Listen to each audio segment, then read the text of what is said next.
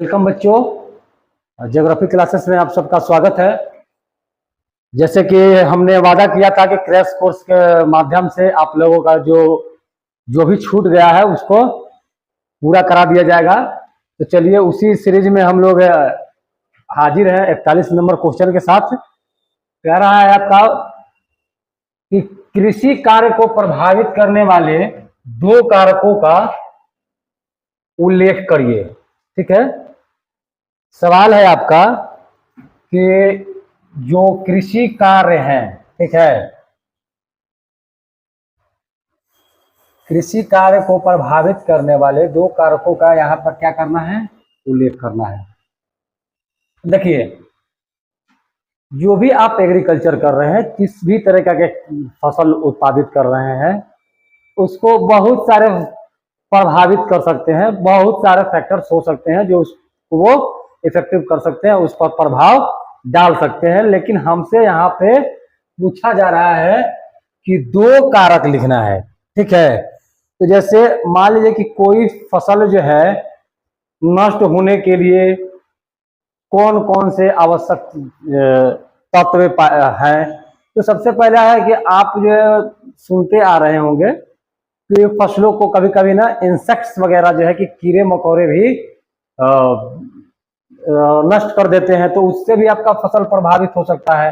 ठीक है, प्राकृतिक कारक जो है उसको कह सकते हैं, या ओलावृष्टि हो जाए उस समय भी जो है कि आपका फसल जो है कि प्रभावित हो सकता है। बहुत अगर बाढ़ जो है कि अचानक अगर आ जाए, फसलों में अगर एंटर कर जाए, तो उससे भी आपके फसल प्रभावित हो सकते हैं। ठीक है, तो हम लोग इसका मेजर पॉइंट यहाँ पे देखने वाले हैं।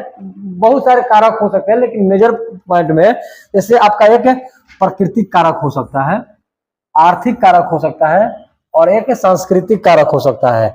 ठीक है, और अवसंरचना संबंधित कारक भी उसको प्रभावित कर सकता है। तो आपने देखा कि बहुत सारे कारक हैं। जैसे आर्थिक कारक कहने का सेंस क्या है कि जो फाइनेंशियल स्टेटस है, यानी कि जैसे आप जितना जो है कि फसलों में इन्वेस्ट करेंगे, पैसा लगाएंगे, ठीक है, तो उसके अनुरूप जो है कि फसल उत्पादित होंगे। तो एक यह भी एक प्रभावी जो है कारक कहा जा सकता है। इसको भी एक सांस्कृतिक कारक भी हो सकता है कि मान लीजिए कि किसी जगह पर वैसा चलन में पहले से नहीं रहा हो, ठीक है, तो वहां पे जाहिर सी बात है कि उस तरीके के फसल वहां पे नहीं बोए जाएंगे। जैसे मान लीजिए कि ईख का ही हम लोग प्रोडक्शन कर रहे हैं, ईख की खेती कर रहे हैं, तो कोई कोई क्षेत्र जो है किन क्षेत्रों में नहीं होता आया है, ठीक है, तो जाहिर सी बात है कि उन क्षेत्रों में वो नहीं होगा या रूबरू नहीं है। जैसे मान लीजिए कि हम लोगों के यहाँ आलू इंट्रोड्यूस नहीं हुआ था, हमारे यहाँ आलू पहले नहीं बोए जाते थे, वो आलू जो है कि फॉरेन कंट्री से हमारे यहाँ आए, तो आलू हम लोग पहले नहीं जानते थे, तो नहीं उससे रूबरू नहीं थे, यानी कि हमारा सांस्कृतिक जो है कि उस तरीका से नहीं था कि हम लोग आलू उत्पादित करें। जब बाद में इंट्रोड्यूस हुआ तो वो आया, तो धीरे धीरे वो बढ़ना स्टार्ट हो गया, तो वो भी एक प्रभावी कारक हो सकता है। ठीक है, लेकिन इसमें दो महत्वपूर्ण कारक अगर बात करें तो जलवायु कर सकता है। ठीक है, एक कारक जो है आपका जलवायु होगा और दूसरा भूमि की प्रकृति होगा।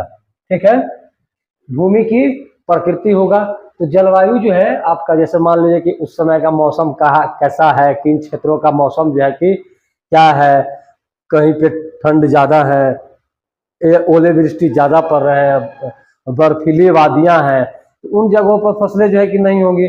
कहीं कहीं जो है कि पानी जो है कि हमेशा सालों भर भरा रहता है, तो उन जगहों पर भी फसलें नहीं हो पाएंगी, फसल को वह प्रभाव डाल सकता है। ठीक है, यानी कि एक तरफ से कहीं के समर विंटर जो भी है वो प्रभाव डालता है। ठीक, क्योंकि हर फसलों का अपना अपना एक टेम्परेचर होता है, चाहिए होता है, उसको ह्यूमिडिटी चाहिए होता है, तो इस हिसाब से एक जलवायु फैक्टर का कार्य करता है, और दूसरा भूमि की प्रकृति कार्य करता है, यानी कि भूमि का नेचर क्या है। ठीक है, मिट्टी उर्वर है या मिट्टी उर्वर नहीं है, मिट्टी में उर्वरता शक्ति है या नहीं है, इन कारणों पर भी आपके जो कृषि कार्य है वो प्रभावित होते हैं।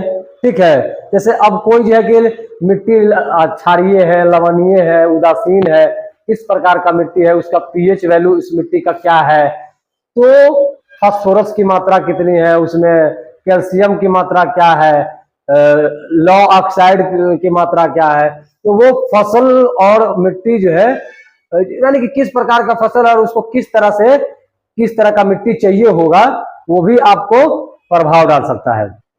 तो ये कृषि को प्रभावित करने वाले फैक्टर्स रहे हैं, ठीक है, जिसमें मिट्टी की उर्वरता जो है कि महत्वपूर्ण हो जाती है, और जलवायु भी एक तरह से अपना महत्वपूर्ण रोल अदा करता है, ठीक है। और आर्थिक गतिविधियां भी मतलब प्रभावित करती है। जैसे अब मान लीजिए कि ऐसे सिंपल ऐसे लीजिए, या मानवीय कारक नहीं हो सकता है जो फसल को नुकसान पहुंचाए, तो जैसे मान लें कि आग लग गया, ठीक है, फसल जो है कि ध्वस्त हो गए, यानी कि जल करके राख हो गया, तो इस तरह से वो भी प्रभावित तो किया ही किया।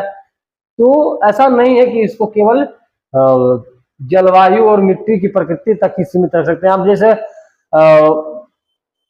कोई कोई आप फसल उत्पादित किए, ठीक है, कोई फसल आप लगाए, और जो है कि जो जानवर है, जो मवेशी हैं, जो खुले में छोड़ दिए जाते हैं, तो उनके द्वारा भी तो वो नुकसान पहुंच ही जाता है, वो भी जो है इफेक्ट डाल ही देते हैं। तो वो एक व्यापक पैमाने पर नहीं डालते हैं, वो छोटे स्तर पर डालते हैं, ठीक है। तो कारक बहुत सारे हो सकते हैं, लेकिन यहाँ मूल कारक जो है कि आपका जलवायु और भूमि का जिक्र है। तो चलिए हम लोग अब अगला सवाल देखते हैं। अगला सवाल क्या कह रहा है।